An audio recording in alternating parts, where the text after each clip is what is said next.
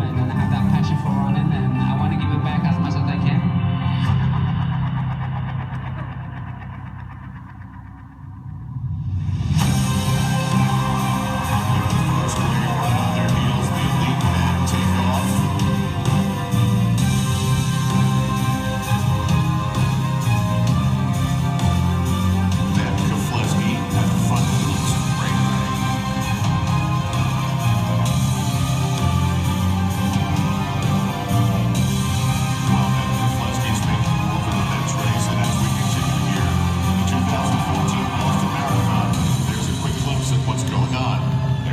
Separation.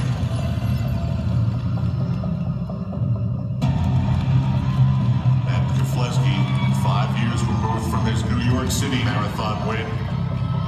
Well, you know, this is all going to be interesting. This sets it up to be dramatic. Matt Keflezighi slightly pulling away from Joseph Atwood, and it looks as though he's trying to make a move here. This is amazing. I'm just amazed what Meb is doing. Just as solid and stride as he did at the beginning. Now Keflezighi to become the first American Boston champion since 1983.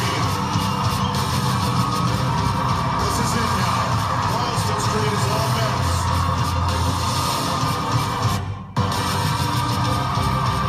An American will win the Boston Marathon. Yes, he will.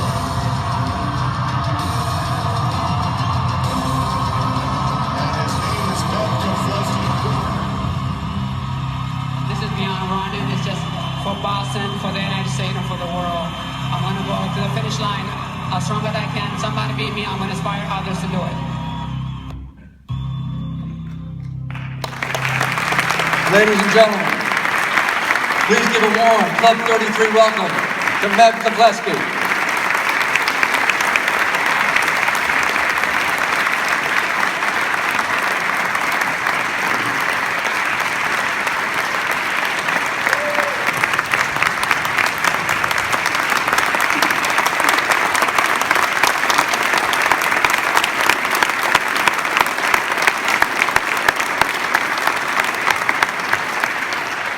Thank you, everybody. Thank you, Tracy. Thank you, John, President John, and the Rotary. It's a great honor to be here with you. I get emotional. Dreams do come true, but you need chances and opportunities. You heard about Rio, but I was born in Eritrea, in East Africa, where there's no running water, no electricity.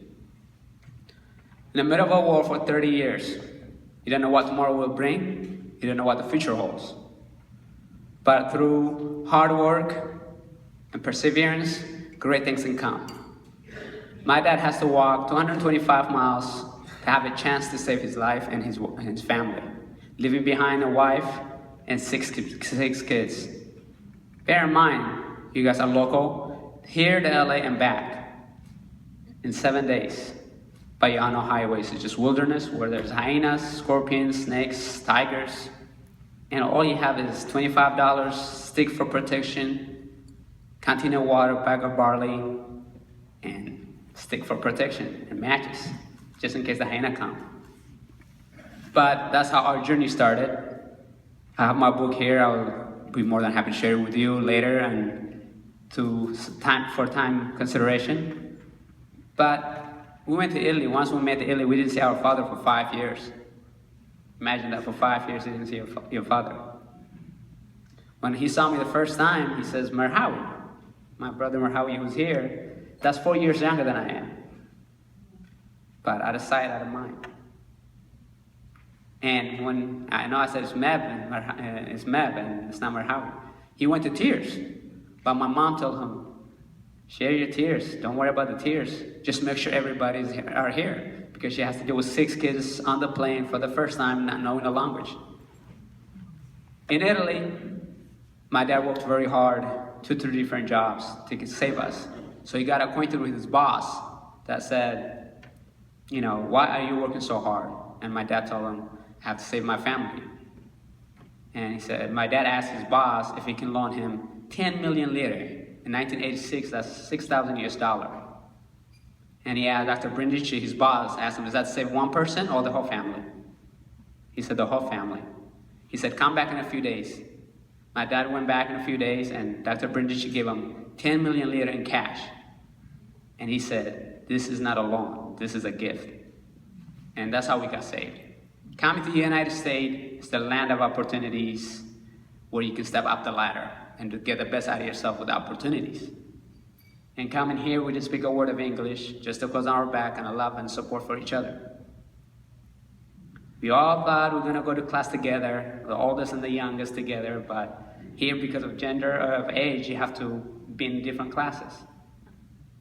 You know, and some place 9th grade, some place 7th, I was in 6th grade. And a year later, 1988, the PE teacher of Roosevelt Junior High said to the whole class, if you work hard, you're gonna get A or B. But if you mess around and goof around, you get D or F. Well, I want to get that A, and I want to get Roosevelt Junior High Mile Club t-shirt. And I ran as hard as I can. And to get those things, you have to run 6:15 for the mile. And I ran 5:20 mile. I got my A, I got my t-shirt, and he immediately said, you're gonna go to the Olympics. But when you don't speak English and you never saw TV until you're 10 years old, you don't know what the Olympics are. And now, 2016, I've been very, very, very fortunate to run through high school in UCLA, and a dream come true to be able to represent our country wearing the red, white, and blue at the Olympic Games. But it's not easy. You have to earn it. As Tracy said, you have to be top 3 to go to the Olympics in the marathon or 10K or whatever discipline it might be. And I was fortunate enough to be in the Olympics in 2010 10K. Yeah, it was fun, great time. First event done. Enjoyed a 2-week vacation in Sydney, Australia prior to 9/11, where you could wear your USA jersey with pride. And in 2004, I was fortunate enough, you want to do something greater than yourself. I want to win a medal for our country. But you have a choice to make, 10K and marathon. Get done early or wait to the last day. Well, the marathon's always in the last day, so that's why I didn't see any of the events, Tracy. But I decided to go to the marathon because of the history. I want to be able to revive the U.S. distance running. And not surprisingly, I was the 39th fastest guy in the field, but I came home with a silver medal.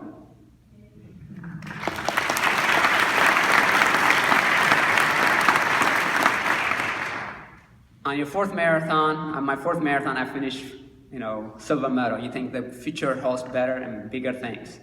I wanted to win another medal in Rio, but you don't always get what you want. You have to earn it. And unfortunately, at the 2008 Olympic trials, I finished 8th.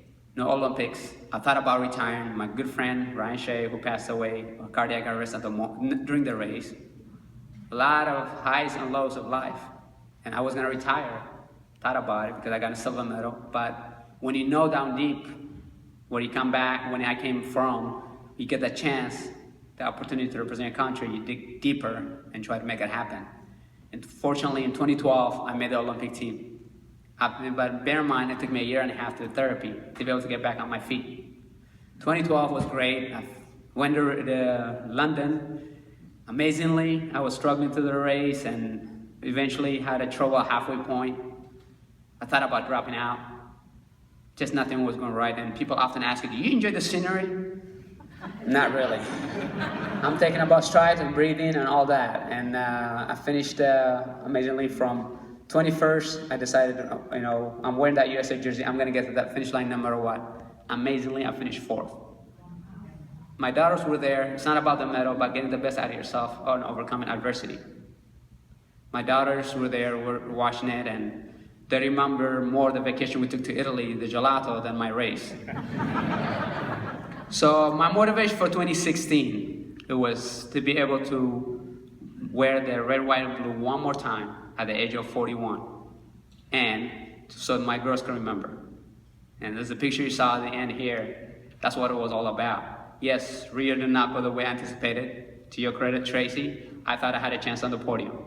I took my award ceremony jacket and pants to be able to just say, you know what, one more time, dig deep, and last Olympics, put it all out there so you represent your country and the girls can remember. But you don't always get what you want. But when you're wearing that jersey, You have to get to the finish line, even if it means 7 time stops. I'm pretty sure it's after lunch. You guys had some time where you threw up and you have challenging situation when you're in bed. But imagine finishing another 13 miles. If it was late in the race, 2 miles left, you can say, you know what, tough it out. But life is all about challenges, obstacles, and bumps on the road. You have to push, dig deep, and be able to represent your country the best you can, even if you don't win a medal. Because part of the great Olympic is to take part of it. There's so many people, my motivation for keep going was there were so many people that would love to be in my shoes. That to make that Olympics one more time. Fortunately, this was my 4th time, and every chance, every time, that opportunity that I get to represent our country is a great honor. Finally, you know about me, but the land of opportunity gives many chances to others. All my brothers and sisters have gone to college and graduated from UCSD, UCLA, Berkeley, Stanford. Among us, 9 of us,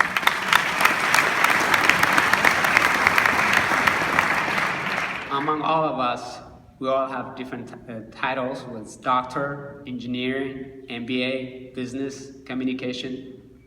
I think that chances that my dad woke us up at 4:30 in the morning when we first came to the United States to be able to say, don't waste this opportunity waking us up in the morning before going to school, had paid out for him. But for us, you know about my running, but it is the United States that gave us a chance to represent ourselves, our community, our country, and try to be a positive contributor to society. Thank you so much. It's a great honor to be here.